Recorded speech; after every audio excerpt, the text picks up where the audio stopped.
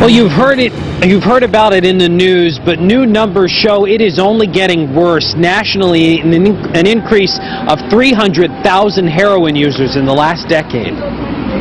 Heroin and opioids, an addiction crisis that Hampshire County is fighting. What we do know is that we have a rise in overdose deaths here in Hampshire County, and it's continuing to rise. We also know that over half of the people who access substance use disorder treatment here in Hampshire County access it for heroin and other opioids. Hampshire Hope is a coalition of different groups working to eliminate the gaps in addiction treatment and recovery. Among their initiatives, education on the safe storage of medications and school assessments to identify at-risk youth. The Northampton Needle Exchange program has been operating since 1995. They see about 30 people a day, many of them not ready for treatment. Our main goal is to keep people alive and to prevent disease transmission. Unfortunately, recovery isn't a linear process. People relapse usually many times before they stop using drugs or alcohol. So they take the dirty needles, give new ones, distribute the life-saving drug Narcan,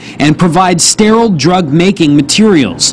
Northampton resident Nick Brady told 22 News he'd like to see more programs to help addicts. The law needs to focus more on rehabilitation than criminalization. It's a huge issue in this area. It always has been. I grew up in South Hadley and I know it was an issue there. I've got plenty of friends who, have been down that rabbit hole.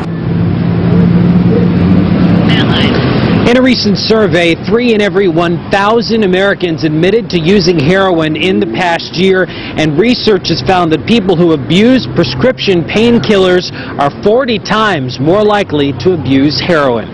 Live at our Hampshire County Bureau in Northampton, Matt Karen, 22 News.